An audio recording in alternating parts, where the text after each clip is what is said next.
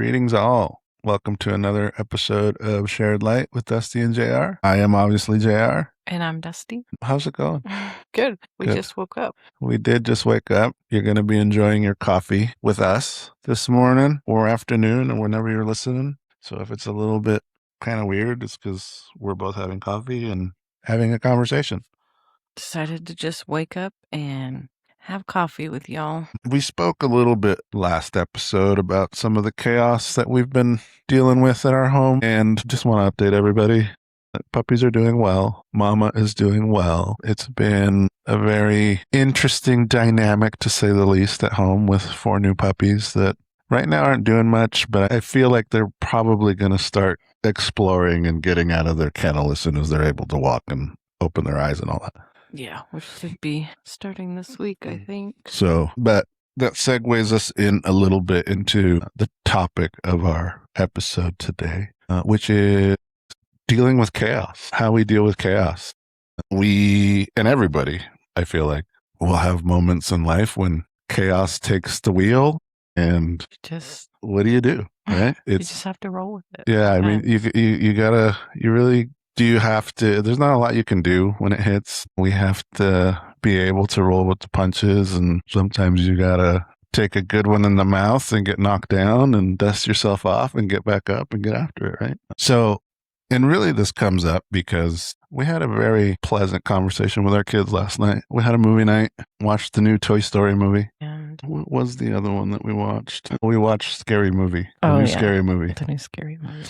So, but after Toy Story, my kids were feeling very nostalgic, and they were telling us some stories that I don't know that I didn't know a lot of them. Yeah, that we didn't really know. Just things they used to do and things that they remember about were like our old house and people we knew, and yeah, a lot of it was like I didn't know that. But I mean, it got me thinking about some of those moments of when things get chaotic. I think back to the multiple times that I've flooded our house, which is why I don't get to do dishes anymore. Yeah, we've gotten better at the laundry. But yeah, I did not grow up with a dishwasher, for context and full disclosure. You did. It was just your mom. Well, she was the dishwasher. Yeah. So when we were, and this was years and years ago. It was probably 15 or so years ago. Yeah. Because it was a while after we had been married. When you flooded the washer and the dishwasher. I did also flood the washer in that house, which I don't know what happened with the washer, honestly. But I know that in the dishwasher, it was because you said I put the wrong soap in it. You put Dawn in there instead of dishwashing. So, that was pretty chaotic in the moment. I remember being really frantic because I was not sure where all these bubbles and water was coming from. I think I deal with chaos better now, but in that moment, it was very... And I think it also kind of depends on the situation. Yeah. I think if it involves the kids, we respond differently than if it is just like something happened to the dishwasher, something happened out in the garage, or the dogs got out or something. But yeah, no, I was trying to be a good husband. I was trying to do dishes. You were trying. And, I loaded the dishwasher. I put some soap in. I thought, oh, this is easy. I don't know. I started the dishwasher, and then, I don't know, 10 minutes later, probably, I just started seeing all these bubbles come out of the kitchen, because I was trying to clean the kitchen. That's what I was trying to do, which I did. I did a really good clean on the kitchen. You cleaned the floor. Yeah. The whole floor was full of bubbles. It was clean. Yeah, I just remember not really knowing how to deal with it in the moment. Like, do I stop it? What is going on? Like, it was just, I didn't know what was going on, was the thing. I think I had to deal with it. I think you were at work. I think I called you. I don't remember. Too long ago.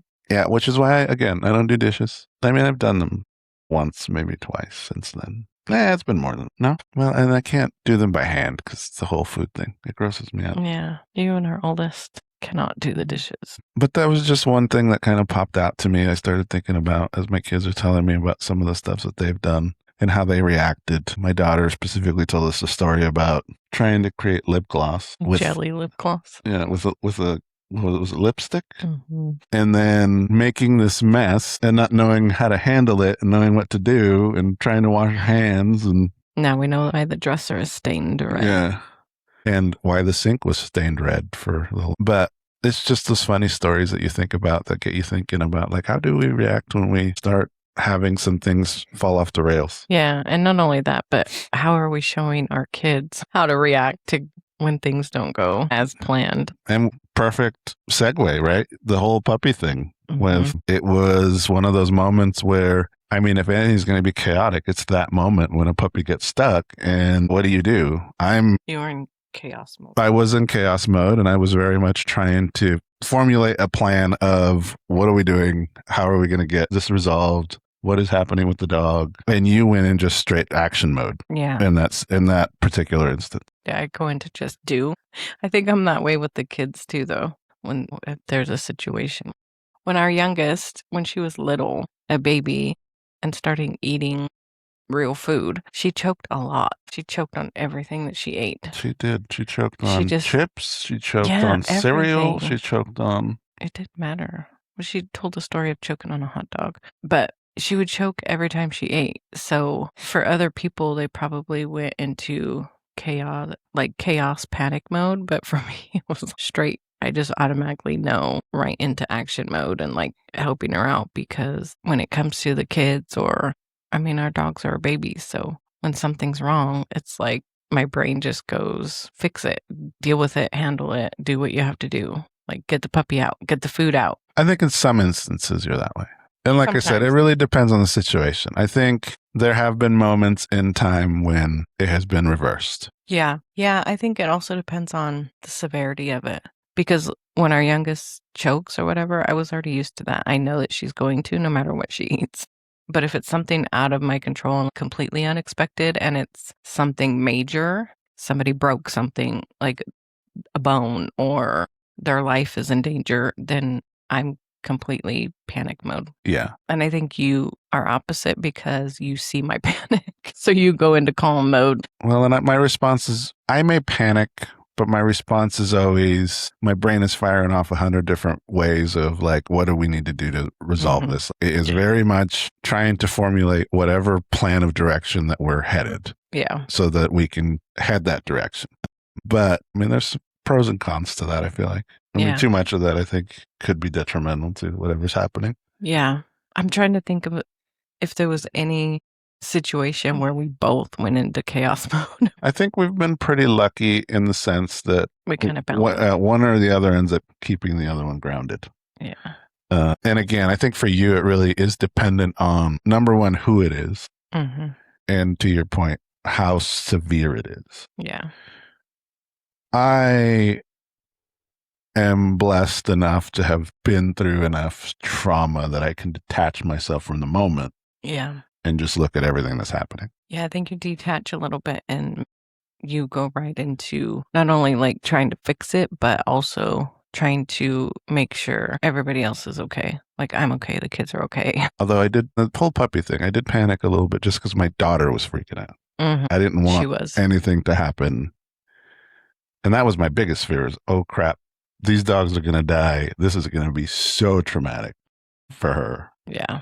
But I mean, even then, I was panicking, but I was trying to figure out, are we taking her to the vet? Are we not taking her to the vet? What are we doing? No, we're not. But it's good to look back on these things. I mean, you think about anything in your life, right? Anything in your life. Let's pick just an example out of the air. You plan a trip, which we have done a lot of these, right? Plan a trip. You're planning on going to Disneyland, Vegas, whatever your choice of vacation is, right? And you've got all of these plans about what time you're leaving at the airport, what time you're leaving this, what time you're getting here, run it through the gambit of the whole vacation. You've got things that you're wanting to do. I would venture to say that there's a pretty good chance that something's going to go wrong.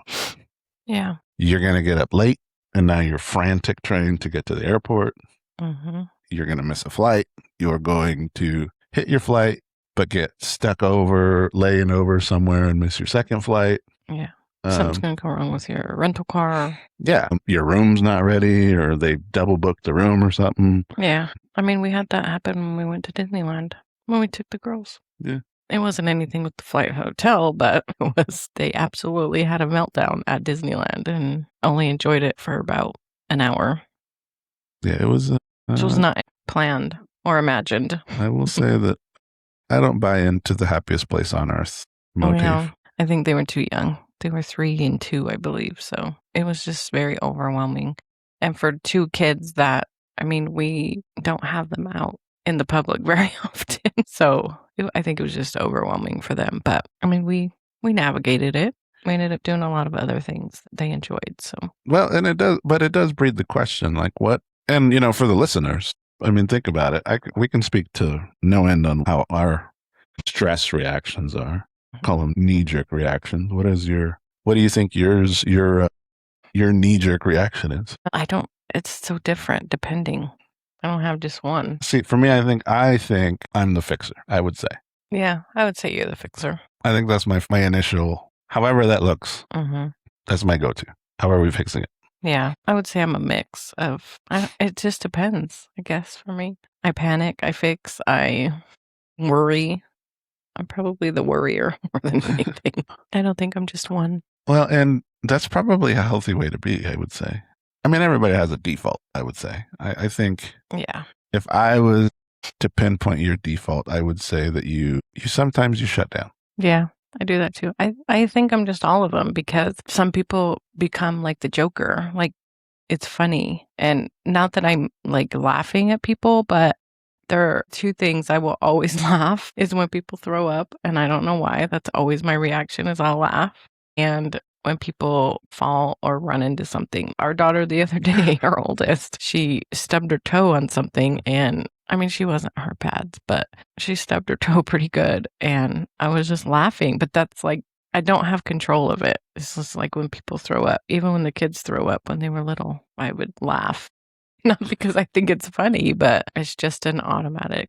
I think I'm just a little bit of all of them, depending on the situation. Well, and it's an outside stressor which we talked a little bit about this. I think we've talked about the last couple episodes, right? Where you start getting some of these things go wrong, and it creates all this added pressure and stress, and now unknown is basically what it is, right? And there's a real potential there to like start arguing and start going at each other. Yeah. Because it's high tension. I mean, there's a lot of tension in the air, and you're trying to figure out what the best plan of action is. I see it all the time. Yeah. Even with some of the people that we've gone to do stuff with, like things get a little bit not planned, and they're arguing. Yeah. And we're just kind of sitting there like, what do we do?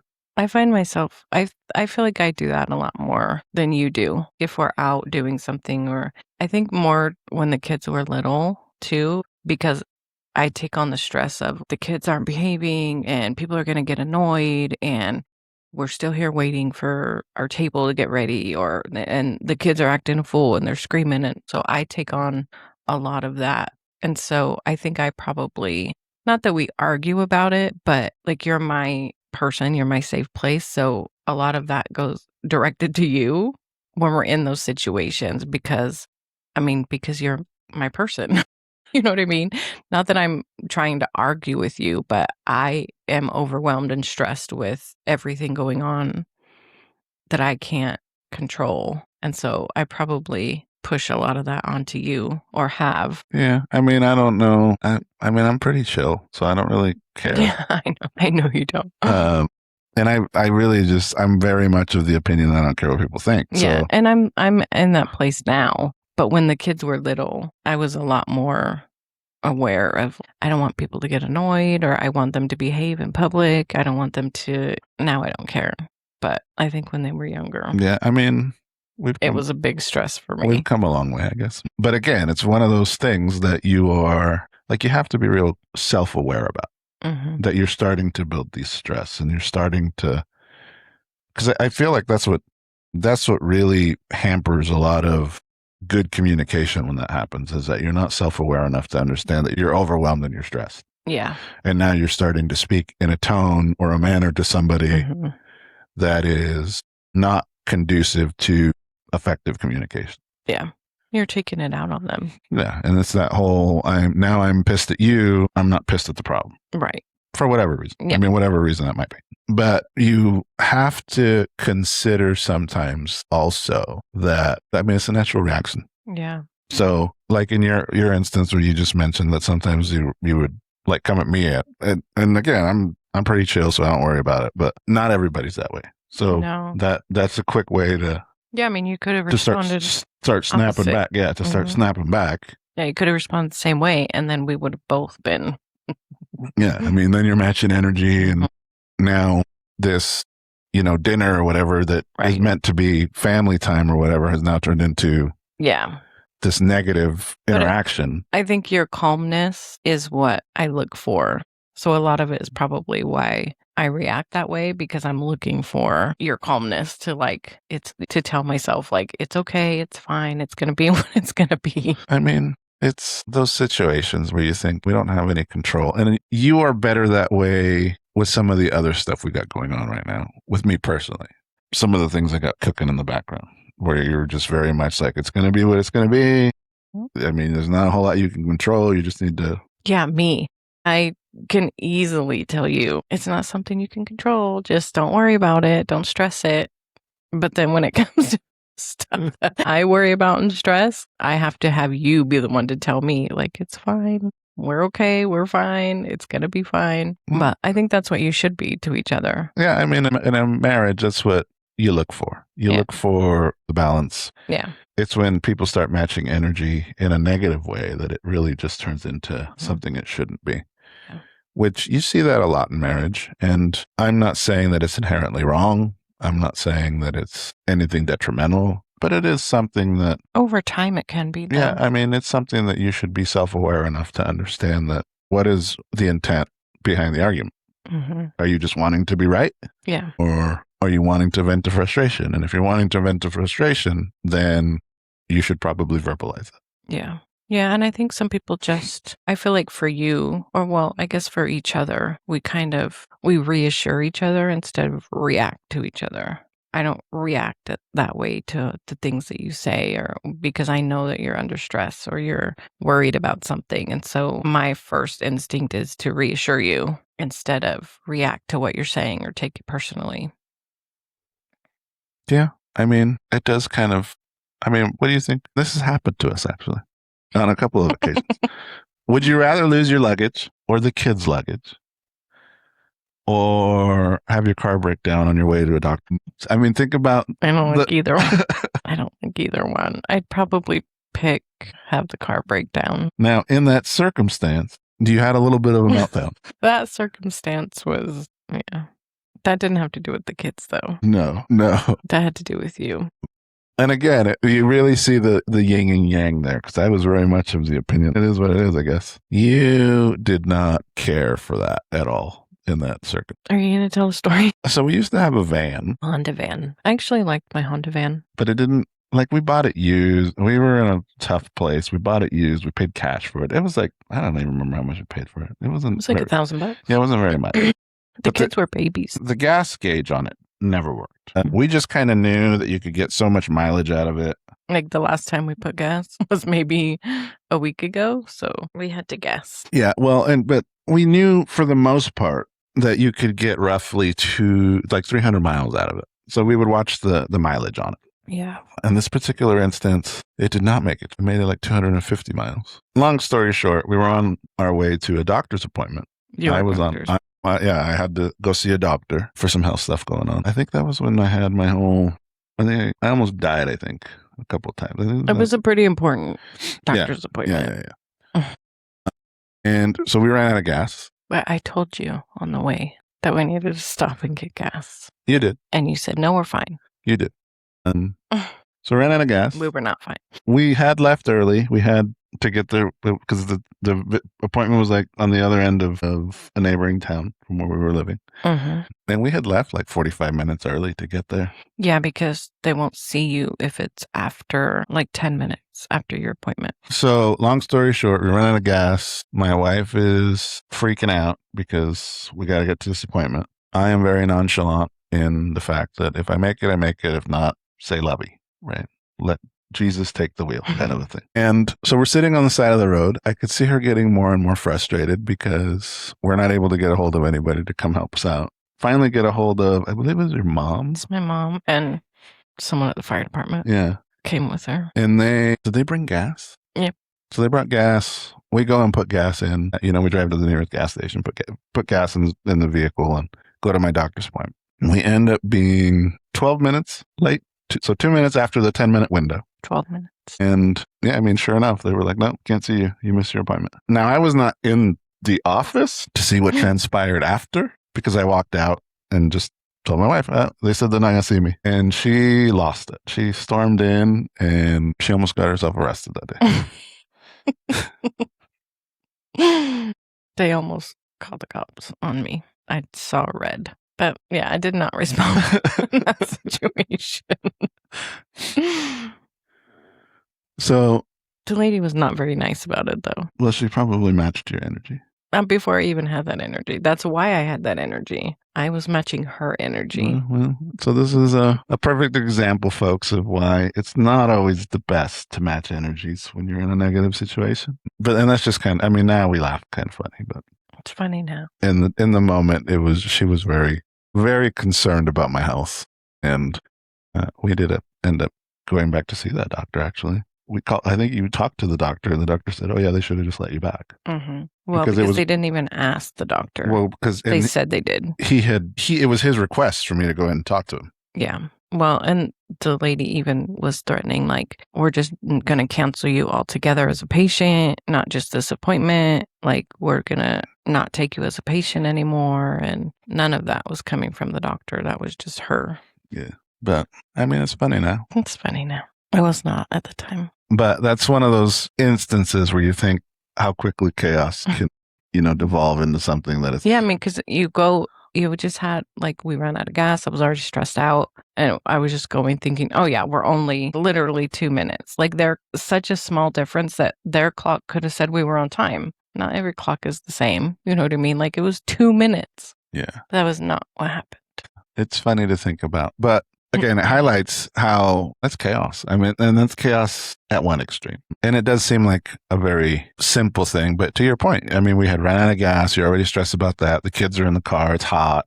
Mm-hmm. You're worried about the kids. You're worried about my health because at the time I was really going through some. You were really sick. Yeah, some things. And it was just kind of that breaking point, I feel like, where it was. Yeah. And she was not very nice. Well, and that happens, I feel. Like I said, I walked in, they told me they weren't seeing me, and I was like, all right, well, I guess it is what it is. But you look at that now and how you deal with some of those situations. That was one that I call back to because that may be one of the only times I can think of that you lost your cool. Yeah, it's not very often. You wanted to lose your cool when everything happened with my daughter at her school. Yeah. But, yeah, which shifts the conversation. And that was a moment when you were really frustrated. We were both really frustrated. We were both really angry at the whole situation. But what do you do in that situation? What can you do? I think in that specific situation. In any stressful situation. Yeah. I think I'm at a point where I can look at the situation and see that it's not going to solve anything for me to react that way, how I have previously, with our daughter's situation and dealing with the school and that whole mess. When I was talking to the superintendent, I saw red like I did that day at your doctor's appointment. The difference is I could see and understand that if I reacted a certain way, it would only affect our daughter. And in that moment, I knew the only control I would have is getting her out of the situation and what I could do for her instead of trying to resolve whatever situation they had going on. Yeah. At the school or what they thought or what they said, or none of that was important to me at the time. I could just focus in on, well, I do have control of where my daughter's at and if she attends that school and if what I need to do to protect her instead of being upset. That's a good one, right? Is focusing in on what you can control. Mm-hmm. Is what you're after, right? Mm-hmm. I think another one, like for me, has always just been that 2 to 3 minute pause, 5 minute pause, whatever it takes for you to acknowledge that you're frustrated and be okay. It's okay for you to be frustrated. Yeah. It's not that you're going to force yourself into faking the smile. I call it alligator smile, right? Where you're angry or whatever, and you're forcing yourself to feel a certain way. That's not always the healthiest approach. And you're probably just going to end up compounding that and exploding somewhere down the line if you do that. Yeah. So being able to just take a step back, acknowledge the situation, acknowledge the frustration, and being okay with being frustrated and why you're frustrated. Yeah. I think it's important to do that, not just in any situation, but especially with your partner. I feel like it's easy to, not necessarily for us, because I think in these situations where things are tense or chaotic or emotional, I'm more worried about your emotions and how you're feeling than I am my own. So I think it's easier for me to step back and think about what you're feeling, or so it's easy for me to not get upset at you personally. I'm saying in our marriage, but I can see how it would be in other people's marriage if they don't take that moment to just reflect, or especially if you don't consider your spouse in those situations. Well, and we talk about that all the time, right? Where we always focus on it's us versus whatever's going on. Yeah. So to your point, you're thinking about my emotions, but that's you reframing it like, oh, this is why he's frustrated. This is why, and this is the problem, not his reaction, which is essentially what I try and do, right? It's the same. Well, yes, she's reacting at me, but this is why. And I'll try and form or at least guide the conversation to, okay, well, this is what we're mad about, or this is what's going on. Yeah. Which for a relationship, that's powerful in anything. Mm-hmm. Whatever chaos, whatever problem, whatever situation you have going on, it very much is good to remind yourself that you guys are on the same team. Yeah. Trying to accomplish the same Yeah, goal. that's what I was going to say. Just even starting conversations that way.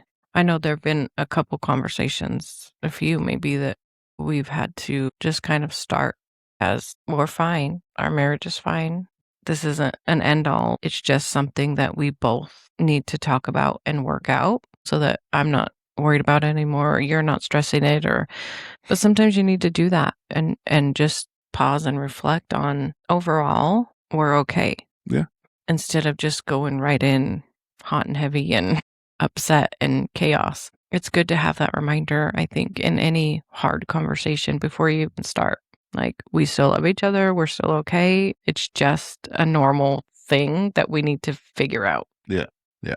And that can help. Well, and sometimes really and we run into these too when things fly off the deep end, is we will both just start laughing. Not because it's funny, but just because what else at this point, how else is anything else gonna help, right? Yeah. So we'll lean into like the comedic aspect of life sometimes. Mm-hmm.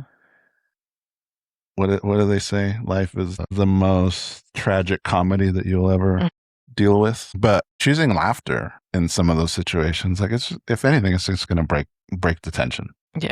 If one of you starts uncontrollably laughing, the other one has no other option. And maybe I'm wrong, but has no other option than to just be like, what in the hell are you laughing about? Yeah. Well, and sometimes we'll even just, not that it's anything major that we're upset about or annoyed about or whatever, but sometimes we'll even just look at each other and be like, you can't even be mad at me. And then we'll both and that kind of just breaks the tension. Like, you can't be mad at me. Yeah. Your favorite saying is, well, you raised me longer than my parents raised me. So if anything, it's your fault.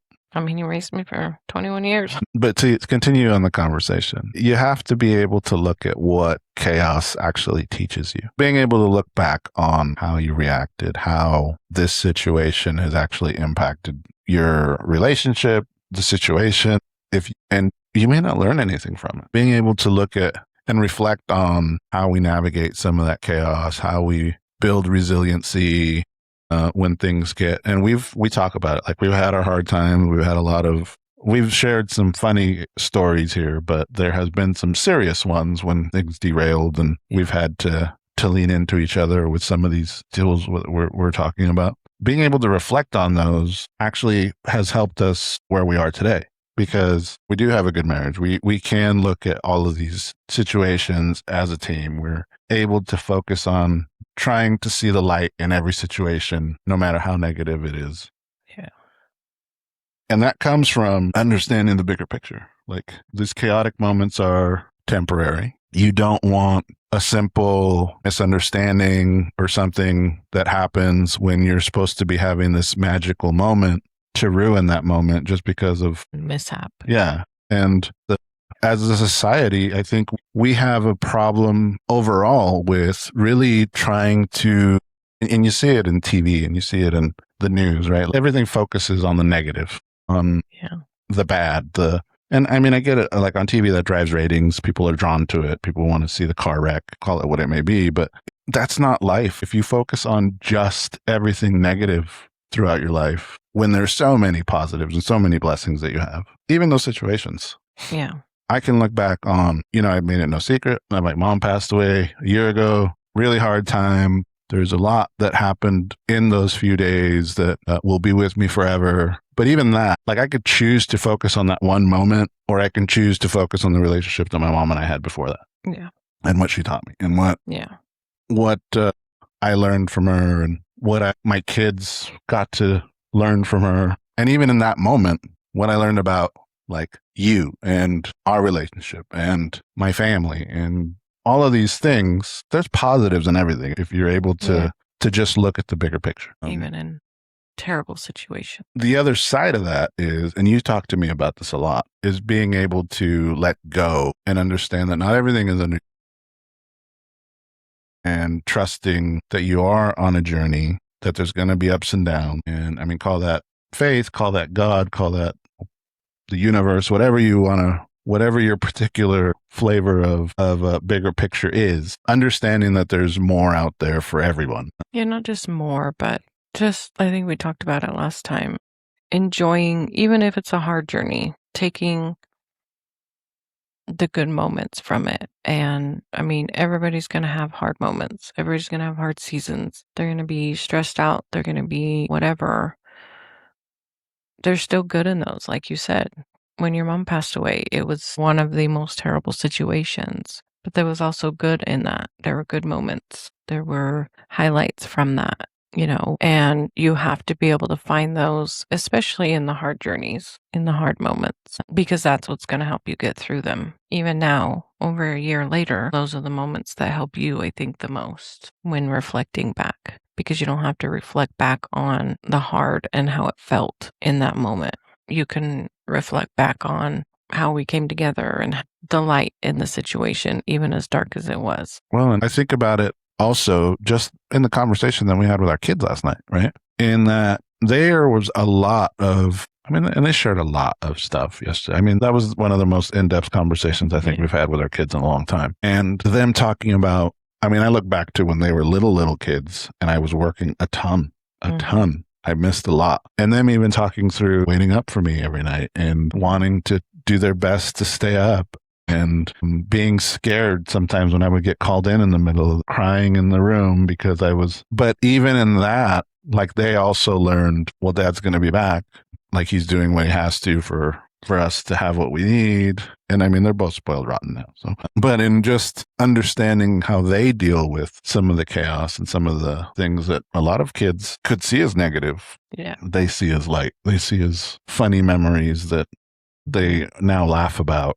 Because in the moment it was a hard situation for them. They're young. They don't understand why you're not home all the time, and mom is, but they can reflect on it and find the happy moment from it. Like, oh, well, sister fell asleep, but I stayed up even though I couldn't hardly keep my eyes open. And they found the joy in it. Well, and a lot of the stories of our old Christmas room and them falling asleep under it.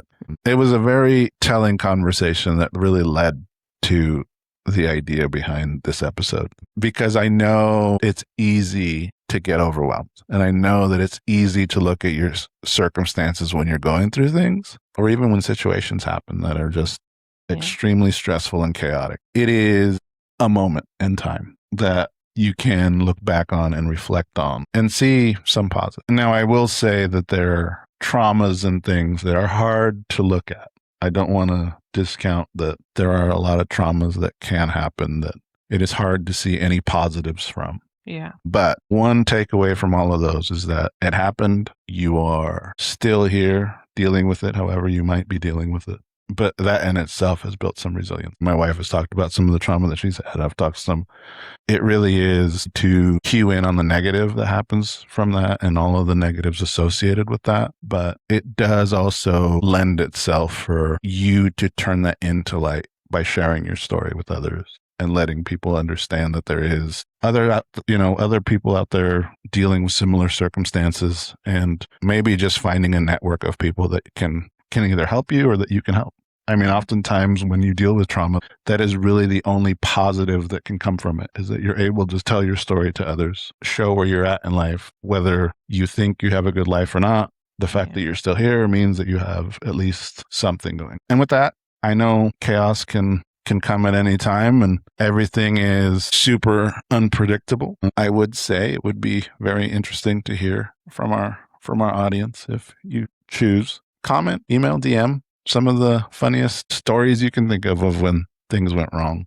Maybe we'll shout you out in a further episode and talk a little bit about your funny story. Yeah. Again, we want to thank everybody for listening, for being a part of our journey. Again, because I always forget to plug it, go ahead and if you get a chance, go look at our website, www.sharedlightpodcast.com. There is a shop button if you want to see some of our swag, or if you just want to get in touch with us. There's also a way to contact us and DM us and all that. Our blog is on there. Our blog is on there. We do a weekly blog, and we're on all the major social platforms. Feel free to like, share, and subscribe on all those. And with that, we wish you the best, and we'll catch you on the next one.